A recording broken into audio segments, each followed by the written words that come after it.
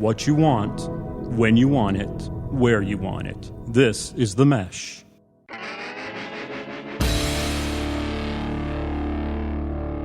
I'm with the band. Music and interviews you're going to like. Hello, everyone, and welcome to I'm With the Band here on themesh.tv. Very glad to have you here with us. This is Alan Jackson, filling in a little bit and outside of my normal role as some of the hosts of the shows here on The Mesh. Get the honor of getting to host Foot Candle Films and some of our business shows. But today, you get to do something really fun, something I enjoy doing, getting to talk to some of the musicians we have visiting with us here at the Mesh Studio, and we're going to hear some music in a little while. But let me first introduce who we're going to be talking to. We're very excited to have Holly Lorette with us here. Holly, how are you doing? Good. Good. So good. It's so good to have you here. We also have with us Eric Lavelle. Eric, how are you? I'm doing great, man. Good. Well, listen, we're going to be talking a little bit about Holly's CD, actually a couple CDs that we've got to talk about. Some great range of music and a little bit of the background there as well. We'll jump right into that conversation in just a moment. But before we do, I do want to put out a special thank you to one of our big sponsors right now that's helping make sure the Mesh is happening and moving forward and getting and reaching your guys' ears just like we're doing right now. The Greater Hickory Kia Classic coming up October 13th through the 19th. Right here in lovely Western North Carolina, Conover, North Carolina, more specifically, at the Rock Barn Golf and Spa Country Club. It's a great PGA level tournament happening October 13th through the 19th of 2014. We really want to say thank you for being a part of the Mesh and helping sponsor us this year. And we just want to make sure everybody knows that this event, there's tickets available. You can get more information at www.greaterhickorykiaclassic.com. Really long web address, but just type it out just like it sounds. greaterhickorykiaclassic.com. And, even if you're not a golfer, which I'm not, it's still a fun tournament to go out to and go check it out and see all the stuff going on there at Rock Barn. They put on a really good show. It's a lot of fun. So we do say thank you to Greater Hickory Kia Classic for being a sponsor of the Mesh and helping us let us do what we do. So, Holly. Yes. It's really good to see you. We actually have known each other in the past, and, I know a little bit about some of your musical background, although most of my knowledge of you as a musician was probably when you were really young, I think maybe in a children's choir. So, of course, it's come a long way since then. I'm looking forward to talking with you a little bit more. You've got a CD out, Holly Lorette, self-titled album there that we're going to hear some tracks from in a little bit and talk a little bit about. But you've also got another musical endeavor you do with more of a children's flavor to it. That's right. Liz, Holly, and the Jolly Lollies, which I love the name, and my kids are big fans of the names too. Thank you. So we'll talk a little bit about both of those, but let me just kind of start off in general. I mean, you've got some different diversity styles of music that I've listened to. What was it exactly that kind of brought you into music? I mean, if you could kind of think back, what were some of those early things, those early influences that really kind of set you on that path to say, I really want to do something with music more than just, singing in the children's choir growing up as a kid? What were some of those things?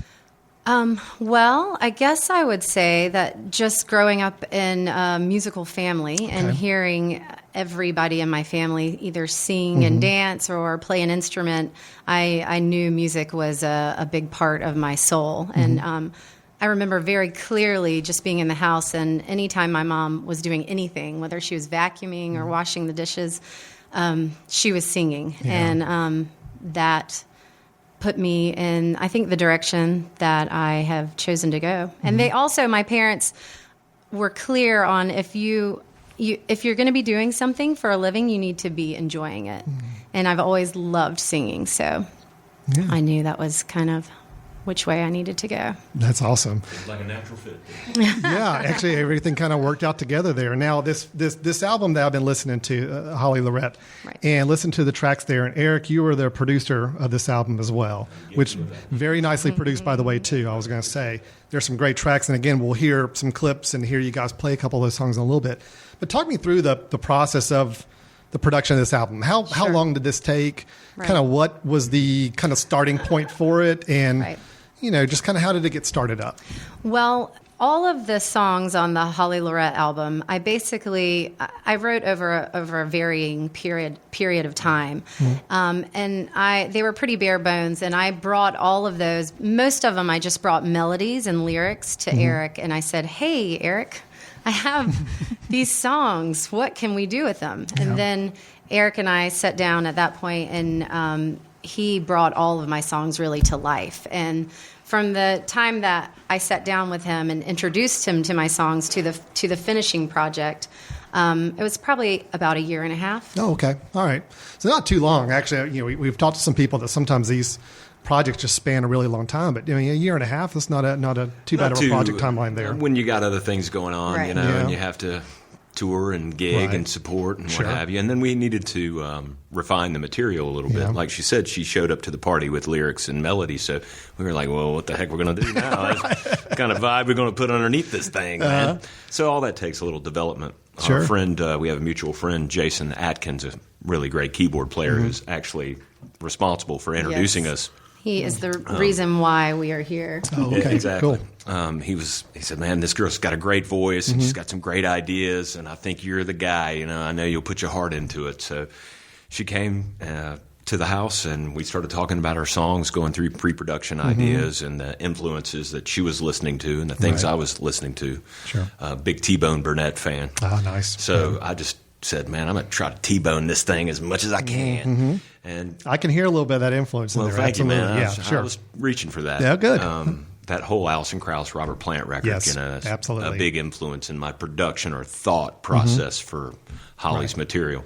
But her voice was so reminiscent of something like from the 30s that it just, to me, in the production value, it didn't need to be overshadowed. Yeah. So if we kept it organic, featured the voice, featured the lyric, I think that was the right approach. Now, it's kind of up to everybody else to decide whether if that was the right approach or not, but I think we're pretty happy I think it with worked for the songs and the voice that we've I got think it here. worked So out well. absolutely, I do. Holly, from a writing versus the actual performance of the songs, how prolific a writer would you say you are? Are you one of those writers where you just got tons and tons of song ideas, trying to pare it down is really tough? Or do you really hone in and focus on these are the ones I'm really just going with, and I kind of know in my head these are the right ones? Right. No, I definitely, if I don't have something to write about, I'm not writing. Okay. So if it's not something burning in my soul that needs to come out, Right. I'm not generally writing about it. So you're just not sitting there saying, I need to be writing, let me just find No, something right. to write. It's Exactly. really purposefully driven songs That's that you're exactly writing right. here. That's cool. Very nice. Yeah. When it comes to writing versus performing and actually the recording of the songs, I mean, do you favor more of the writing process? Was the production more a labor for you, or was that as enjoyable as the writing process? The production, and that was a lot of fun, the whole experience, because this was a first-time experience for me. And just Right. being in the studio and working with Eric and Gigi and other musicians was just a lot of fun. And there was no pressure, really. Because I, have a day job where I am working with children, and then I have my own two children.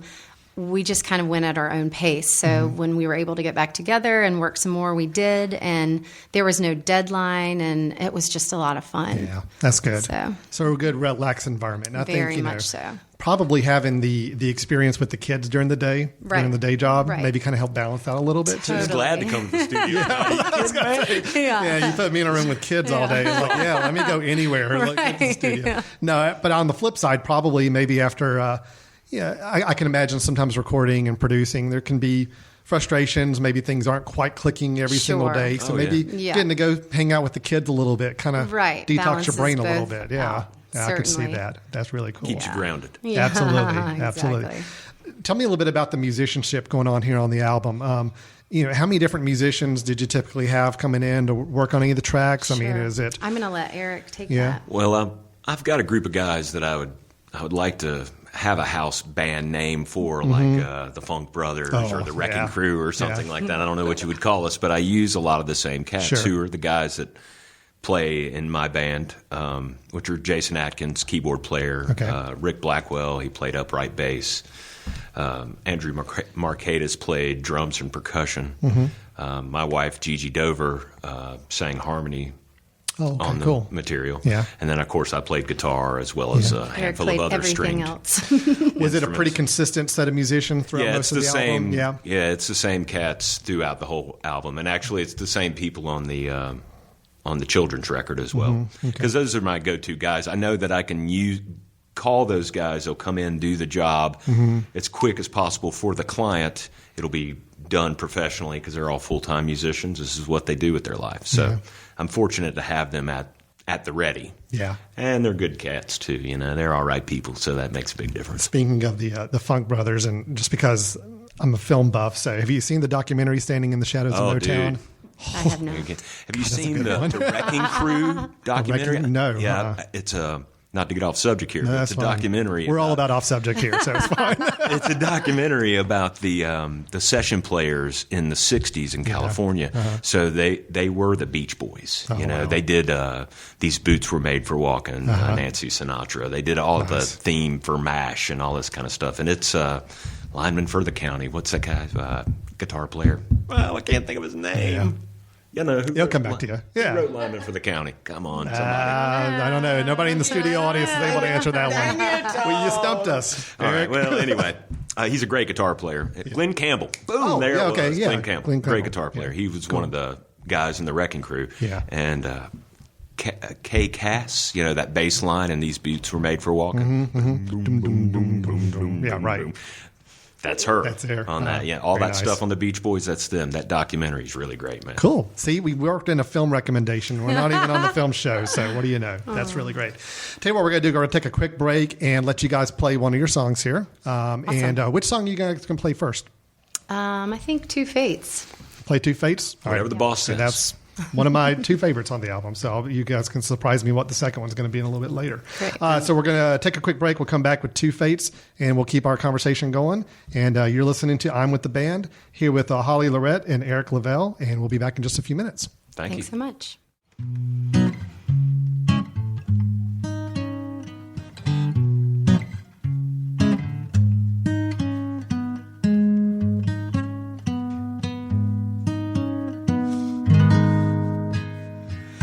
Fate of two, one never knew how similar they could be.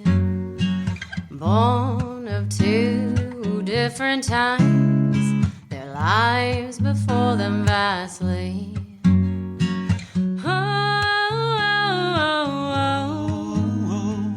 What can I say? My heart aches through the day, thinking they each could have stayed. No peace to be had within my mind when thinking they each played a part. That empty space, it still remains deeply enrooted in my heart.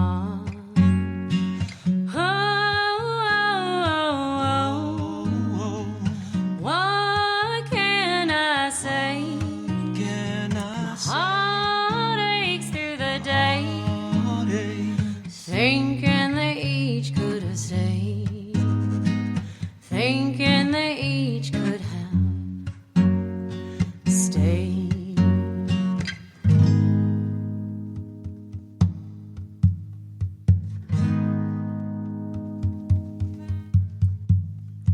Twice the same tragedy, a joke, surely this must be.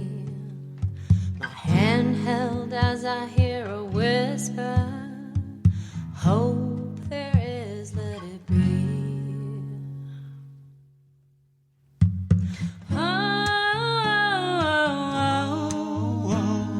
What can I say? My heart aches through the day, thinking they each could have stayed.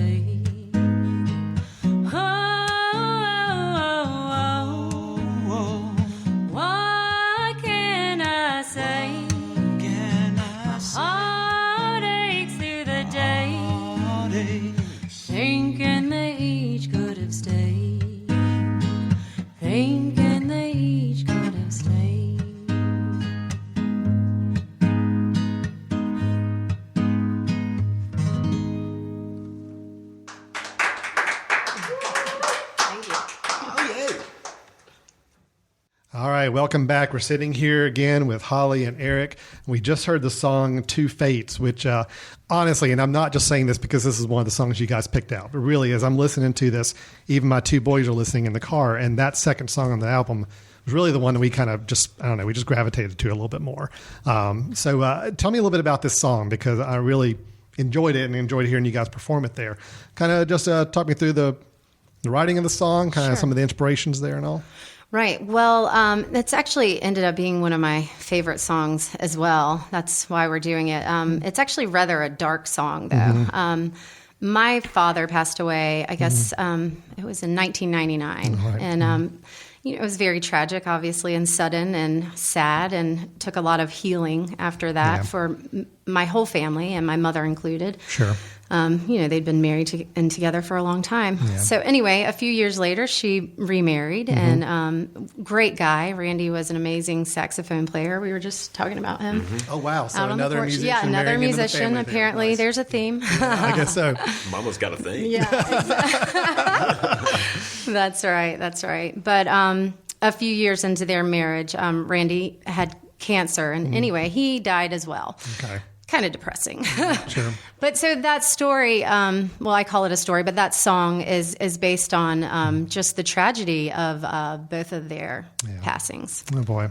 Yeah. Well, the emotion came across. I know it's a tender subject, but thanks for bringing the song to us. Sure. That came out of that, I think. Yeah. That's why it connects, is because it is such a deep felt thing. You know, music is emotion. Well, it's very obvious when you've got artists that can communicate the emotion through a song as opposed to it just being a process. Right. I think and every time I sing that song, it's very cathartic. I mean, I love singing it. It feels good. It feels like it's getting it out and more. That's good. So. That's good. Live performing, you a big fan of recording, or you prefer to be more in the studio? That's a tough question. Mm-hmm. The studio is so it's nice, but then you have Eric going, "Do it again." You can do better than that. You got to know. Try that one more Get time. back in there. Yeah. At least live, you're not doing it again, even if you do mess up. Comes and goes. You can't do anything about it. It's gone. Right. But the nerves might be a little more live than versus the studio. Sure. All right, so let me ask you. I hope this isn't going to be an embarrassing question, but I just got to ask. People typically ask about influences and some of the artists that maybe influenced you. I want to know, though, if I was to take a look at any of the music you've got on, whether it's a phone or whatever you listen to, is there some musical influence or some style of music you're a big fan of that people would not expect at all? Maybe your guilty pleasure. You got any? I don't know about that. Yeah, I think really? I'm pretty standard. Pretty standard in your listening styles? Pretty standard. Nothing too far out there. Nothing too far out. No, most of my stuff is somewhat slow, dark, and depressing. Well, do you have a couple artists in particular that really maybe you were listening to a little bit more while you were writing the songs? I love Jenny Lewis. Okay, I think I like her style because it's a little quirky and yet pretty amazing. Yeah. So, and Nico Case, I think they're a little off the Nico's mark, but really good. Yeah, absolutely. I was listening to Nico's latest album just the last couple months here, so it's good. Yeah. It's very nice. See, I always ask that question because I'm embarrassed on my own self whenever Olivia Newton-John pops up on my playlist or something like that. I got to kind of watch feel better about it. So, right. No, Eric, come on, help me out. Is there anything embarrassing? Captain and Tennille. Are you kidding? Oh, really? Oh, that's a good one. I love that stuff. Nice. Plus, they are badass musicians. Yeah. Man. They're ridiculous. Now, I do have a little bit of an issue with Tennille these days because I believe they're divorcing. Are they really? Yeah, and the captain's sick. No. Is that really? Yeah. The studio audience is confirming that. Yes, they are breaking up. All these years, man. It's kind of so I've had to retire my Captain and Tennille T-shirt. Yeah. I actually remember seeing them on the Muppet Show as a kid. That was one of my early memories there. Yeah. And the Alice Cooper version on the Muppet Show, man. Oh, yes. Big Muppet Show fan. Yeah, me too, brother. What about Eric, for you on the production side? When you're working with Holly and you're kind of recording the songs again, were there any other influences going on, or the things that you mentioned, T-Bone Burnett, and kind of having that as a little bit of a feel? Anything else there that kind of helped influence the production of the album? Well, basically it's based around the songs and the vibe that's happening. Right. I listened to a band called Tenarwan from Africa, and it's kind of it's hard to say. It's real drony and kind of bluesy at the same time, but it's none of it's in English, so it's real. And there's some kind of sounding things in there too. Right. But the rhythms. You didn't weave any of those into Holly's album, though. No, I didn't. But that stuff shows up on the Gigi stuff for sure. Yeah, sure. But all that sort of world music is a big influence for me. Okay. As well as, like I said, the T-Bone Burnett and some other American producers. You can take the kid out of the metal, but you can't take the metal out of the kid. Yeah. And so I come from that world a little bit. That's why like one song has backwards guitars on it and stuff like that. I think the Change of Season song has a lot of the more world thing to it. Yeah, I could see that. Yeah, I could see that. So that's where I'm pulling some of my sounds and thought process from. Now, Holly and Eric too, because I know you helped produce this other album as well. I mentioned at the beginning of the show, you kind of have another musical avenue where you work dealing with kids' songs and kind of a children's album. Liz, Holly, and the Jolly Lollies. Tell me a little bit about how did that come about? Was that happening about the same time as the other album, or what was the sequence there? Well, oddly enough, I had the songs for Liz, Holly, and the Jolly Lollies written before I had most of the songs for the Holly Lorette album written. Okay. But it wasn't coming to life quite yet. And my day job is working with children musically, so I'm the music teacher in lots of preschools. Right. And my good friend and musician, Liz Seegers, does the same thing that I do. We both also teach for music together. So she and I just got together and said, we need to get these songs recorded, and we need to start a band, and what should we name it? Yeah. And that's where the Jolly Lollies. It's really cool. It works really well. And I noticed, some of the background vocals sound like you had some kids singing in some of the songs. Yes, too. that's Were those... Cole and Charlie, my children. Your two boys. I was going to ask. Actually, Charlie's my girl, but yes. Oh, okay. Sorry about that. No, it's fine. Cool. But yes, those are my children. You can't do a children's record without having some kids. I was going to say, exactly. especially if you have your own kids, that's a pre-made band right there. Now, that honestly was one of the most fun moments, I think, being in the studio with my kids and having them be a part of that. And I'm so proud of them that they're on there, but their faces light up when they hear themselves on the album, and that's just really cool. Plus, that's that thing you get to keep forever. Yeah, they'll never forget their that. moment, that's right. Their age and that time. Yeah. That's right. And that's another memory that Holly as a mom and her kids will carry on, man. To me, that's what it's all about. No, I think that's great. So I was curious if those are going to be your kids when I heard the voices on a couple of the songs there. The Storm song, gotta tell you. Yeah.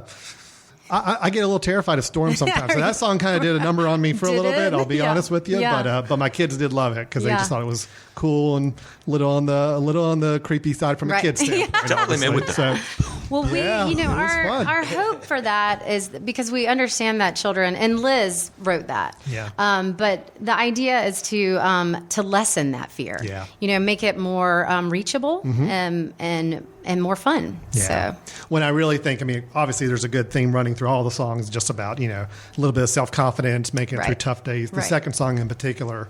It's just a really good message. We all have bad days, and kind of what do you do to get through them? And I think kind of messages like that, kids, you can't be too young to start hearing those messages a little more often. So very good. Thanks for putting that out, because I think we all need to stop and count to 10 sometimes. There you go, or make some silly noises, whatever it may be. That's right. Whatever. Yeah. That's very, very cool. You guys still planning on doing some stuff together, or is that kind of certainly? Yes, we are booked. September something? Huh? Yes, we have September 16th. We are at Charlotte Country Day School for a back to school party, and then we're doing a backyard party in Charlotte the following weekend. So we're definitely out there. We just finished a gig at Imaginon, which is the children's theater and library combined over the summer, which was a lot of fun, and we're hoping to do more things like that.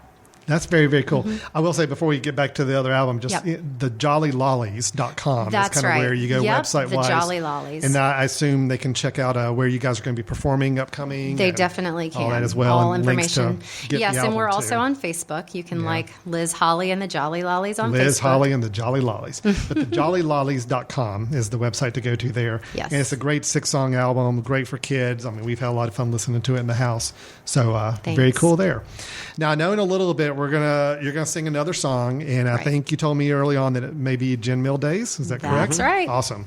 So tell me a little bit about that song, because Certainly. that one, we've also had a lot of fun listening to that one around here too. So tell me the That is another one of my favorites. Yeah. Okay. Well, so Jeff Martin is a wonderful guitarist that I sing and play with in Charlotte as well. And he and I were in a band together for a little while. And he and I have co-written a few songs together. And Jeff emailed me one day and said, he sent me the melody. He said, I have this melody worked out. I think it's a really great melody. And I was out last night at a bar, and I heard these two lines. And the first line was, I woke up on the wrong side of the glass this morning. And he said, and then the second line was, I woke up on the right side of the casket.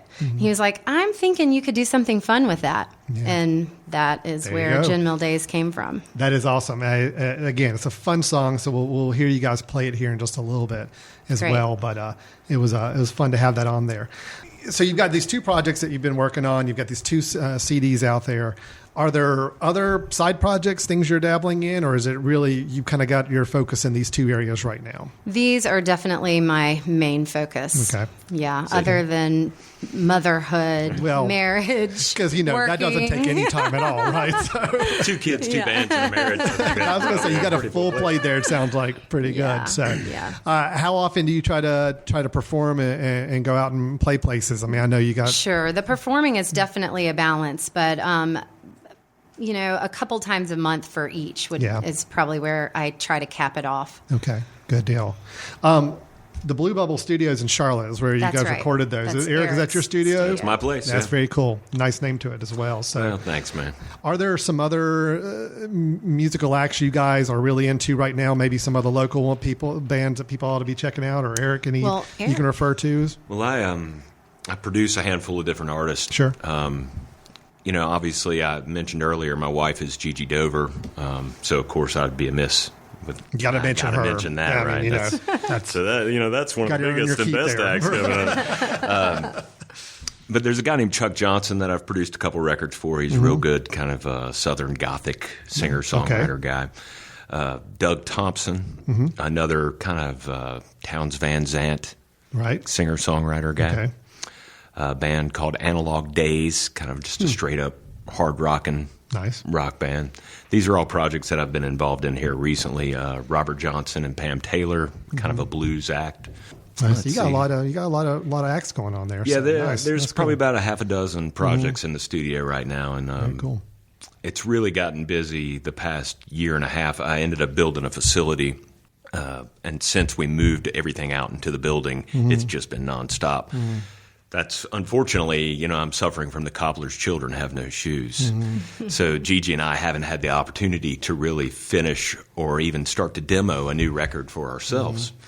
Fortunately for me, it's because I've been so busy in the studio. Well, it's a good problem to have most of the time there as well. So I did want to ask you guys a little bit, and this is more of a personal interest of mine. I'm curious, with you guys having gone through the process, and Holly especially, I mean, You've entered the music business with these two CDs. You've kind of gotten a little more acclimated to it. You're doing some performing. The music business in general, from your perspective, Holly, of how you getting into it now, I'm always curious to see musicians, how they feel the music business is evolving. Is it making it easier or harder for independent acts to kind of get some notice, to be able to do the kind of albums they want to do? Because, traditionally the music business has been very... it's big studios, it's big labels, and that's kind of where you need to go. Sure. Holly, from your perspective, just getting into this, has this been a more challenging exercise than maybe you expected when you got into it, or has it been a lot more freedom than you thought? I think, when you go into it with no expectations, it's a good place to come from. And I really don't know what I should be expecting, so it's been really nice so far. Sure. And I think that... because there is so much media out there, things have felt pretty reachable. And just like Mary Margaret reaching out via Facebook, had Facebook not existed, I wouldn't be sitting here with you because she wouldn't have known about what was going on in my life as far as music goes. And so I've found that it's been a pretty, on one hand, easy place to navigate. Okay. But I also... am going about it at an easy rate. Sure. I don't feel a hot need to, get anywhere fast. You're not trying to music. book a big 26 That's right. city tour right away Right. or put out It's another just album as quickly evolving as at its possible. own rate. Yeah. With that too, do you think you mentioned social media and the use of Facebook? I mean, has that really been a good tool for you to kind of connect with some of your fans and people listening? It's been a great tool, Yeah. certainly. I've had numerous people reach out and say, wow, congratulations, great job. And certainly there's no way they would know I'm doing this otherwise. Yeah. That's really good. Well, Eric, from your perspective too, just you've probably got a little more perspective on it, having worked with some of your acts. Yeah. There again, the music business, is it harder, easier? Where are we these days? Well, I'm a lifer, Yeah. so this is all I've ever done. Sure. So I have to be careful of how I say this. No, I understand. In my personal opinion, I think the music business is circling the drain. Really? It's good for independent artists because you can do these sort of things. I come from a tape machine world when you had to have a giant room with a big console and 2-inch taped, and you had to have a lot of money to go make a record. Sure. Now you can do a record like this in someone's house, with very limited gear. So that aspect of it, I think, is fantastic. It's helped my business. It's enabled me to be a full-time producer and engineer. But the other part of it is I think that it waters it down. Yeah. Because of technology, you can make a bad band sound good. And so...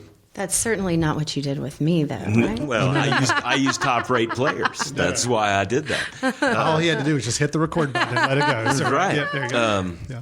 But I think because of all the advancement in technology, as wonderful it is, as well as all the social media and stuff, for everything that's positive about it, there's also a negative. Isn't that the way the world works anyway? Absolutely. So I think it's a little harder because there's so much and everything is so accessible, it's all getting kind of watered down. And mediocrity is being looked at with hey, that's pretty good. Well, it's only pretty good because everything else was so crappy. True. Remember, in 1970-something, Stevie Wonder and Steely Dan were pop acts. Right. Yeah. It's Katy Perry now. You know what's really interesting is I talk to a lot of independent musicians. It echoes a little bit what you're saying is that I would be more concerned if I was a big music label with a big act, because I think those are the ones that are suffering right now.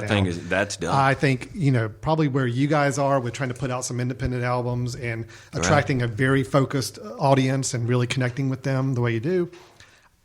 It seems like to me that's really going to be a lot more of the way we're going to experience music going forward. I fully agree. Is that direct connection, the fact that we can actually chat on Facebook with the artist himself and say, hey, loved your album, it was great.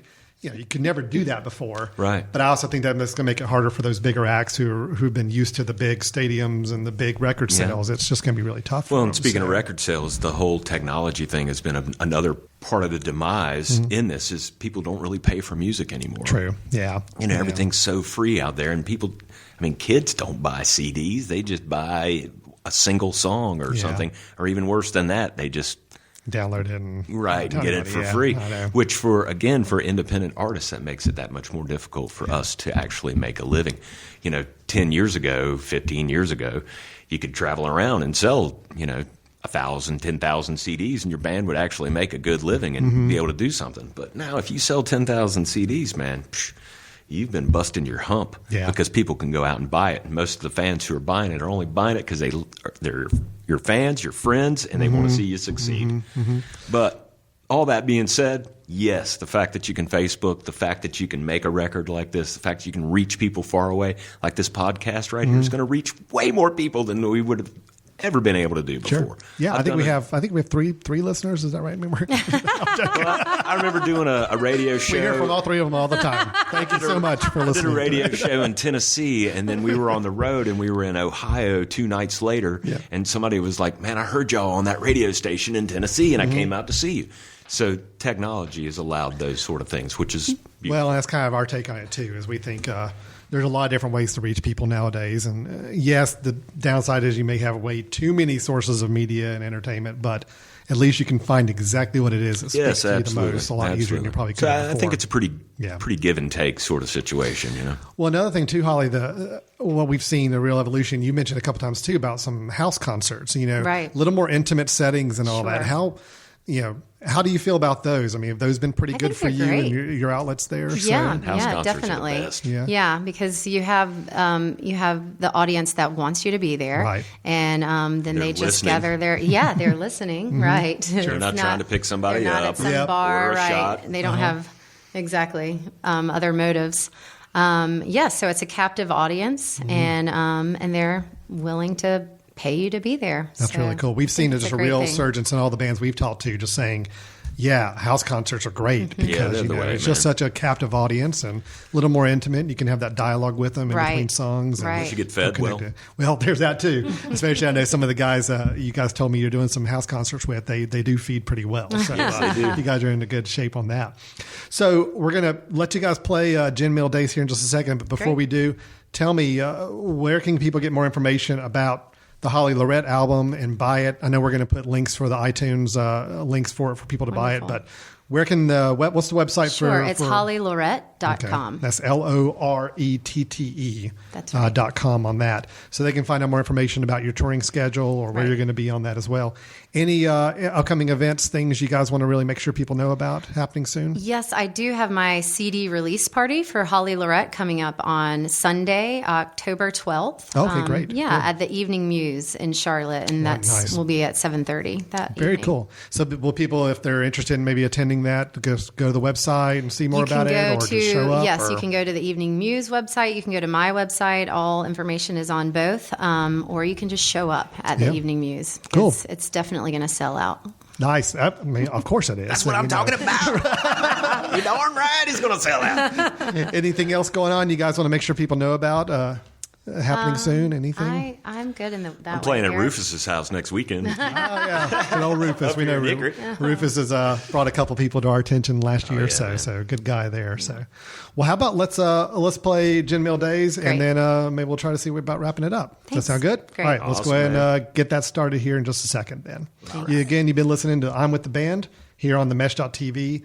Holly Lorette and producer Eric Lavelle with their latest album, Holly Lorette.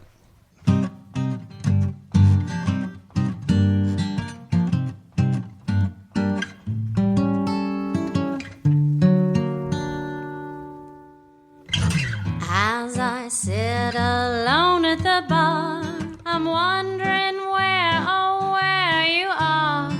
I'm so lonely, can't you tell? This beer-soaked table is my personal hell. I'll take a shot just to see if I can put behind me this misery. 1, 2, 3, why not 4?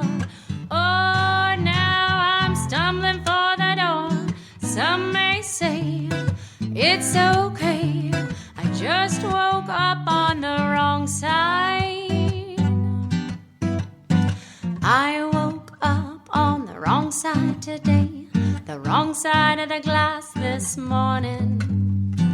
I woke up, some may say, on the wrong side of the glass this morning. As I sit locked up in my cell, I'm wondering now, could this be my hell? At least I am not solo, you see, as Crazy Eyes is sitting here next to me. She's looking like she just might want to know me better. I think it's best if I just knit her a blue wool sweater. Some may say it's okay, I just woke up on the right side. I woke up on the right side today, the right side of the casket this morning. I woke up, some may say, the right side of the casket this morning.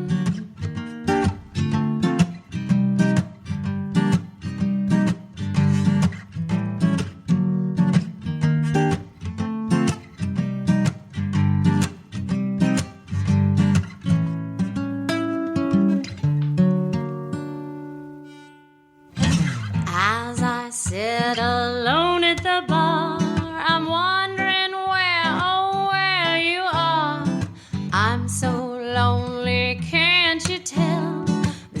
this oak table is my personal hell. I'll take a shot just to see if I can put behind me this misery. 1, 2, 3, why not 4? Oh, now I'm stumbling for the door. Some may say it's okay, I just woke up on the wrong side. Some may say it's okay, I just woke up on the wrong side. And welcome back to I'm with the Band here on the Mesh.tv. You just heard some more music from Holly Lorette and producer and performer Eric Lavelle on that. Great stuff again, guys. Thank you so much for coming by the studio today and talking with us. Again, the CD release party for Holly Lorette is on October, what was the date again? 12th. October 12th at the Evening News in Charlotte. The Evening Muse. Evening Muse, that's right. That's right. And just go to the website for Holly Lorette or for the Evening Muse and get some more information there. Or just show up that night. That's if you know where the place is and you're available that evening in or around Charlotte, I'm sure the more the merrier. But you better get there early because it's going to sell out. Yeah, it'll be the line. You got to work through the bouncer and all that, you know. So, no, it'll be, it sounds like it'll be a fun evening. Definitely. So, it should be a lot We're of looking fun forward with to that. it. And again, hollylorette.com is where you can go and just find out more about Holly. Obviously, links to be able to get the album and see if there's anywhere that she's performing upcoming that you can tap into there. Eric, anything you want to plug? Anything else you got going on there? Well, I have lots of things going on, but I will just go Gigi Dover, Gigi Dover. People, I assume, do some searching there and kind of find out some of the other music you're into. GGDover.com, yes. GG Dover, and of course Eric Lavelle. Find out what's going on at Blue Bubble Studios, some more there in Charlotte as well. A lot of good stuff happening. So. I would like to say that thank y'all for having us and Sure. doing this. This whole what you guys are doing is what helps make it possible for people like Holly Sure. and myself to No. survive and to do and to get the word out there. So, you know, like we were talking about earlier in our conversation about technology. Thank y'all. Oh, sure. For taking advantage of this technology and helping people like ourselves. We have fun doing it, and honestly, I've built my own personal music library just listening to more of the music of people we brought in So fun. to talk to. So it's really been great. And I'll be remiss if I didn't mention again the Jolly Lollies. If you've got you want to have Certainly. some stuff that the whole family can listen to, especially geared to kids, some great music there as well. So Thank just a you. lot of different options to check out. So we're going to go and close out this episode of I'm with the Band. Holly, Eric, thanks so much for coming out. Thank you and so we'll look forward to much. seeing you guys again in the future. Certainly. Right on. All right. Take care, everyone. Thanks so much for listening. And again, thank you to the Greater Hickory Kia Classic for being a sponsor of the Mesh leading up to their tournament October 13th through the 19th. For more information or for information getting tickets, you can go to greaterhickorykiaclassic.com. Again, that's October 13th through the 19th in beautiful Western North Carolina, Conover. The town of Conover puts on a good show with that. Thanks so much for listening. We'll talk to y'all next time. Take care. Yeah, Eric, let's go ahead and play one more. That sounds great. All right, you want to do Lord, I See the Rain? That sounds like the one I would have chosen. Awesome. Here we go.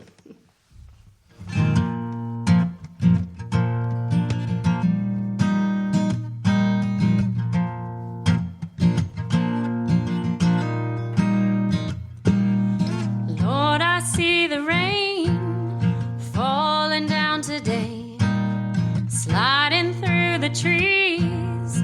Lord, the sky is gray, but I see love, love, love shining all around. Yes, I see love, love, love seeping in the ground, and it's okay.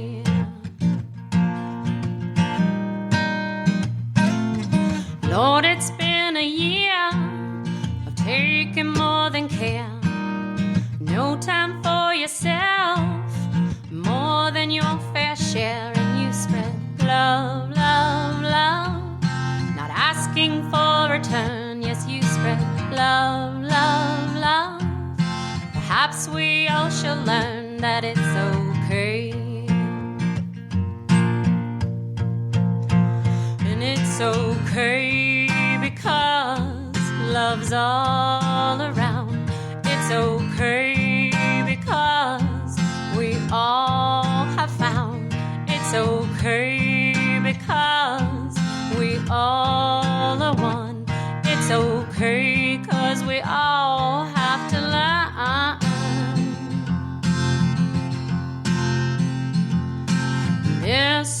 shall pass. I found that we all say wise words they are.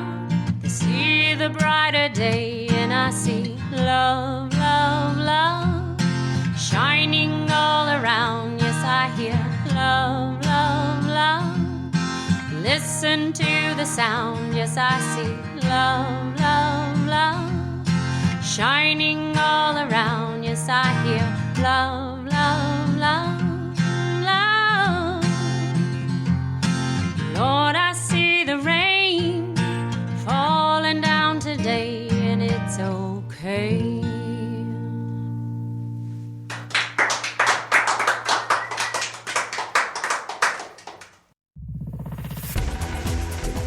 You've been listening to The Mesh, an online media network of shows and programs ranging from business to arts, sports to entertainment, music to community. All programs are available on the website as well as through iTunes and YouTube. Check us out online at themesh.tv. Discover other network shows and give us feedback on what you just heard.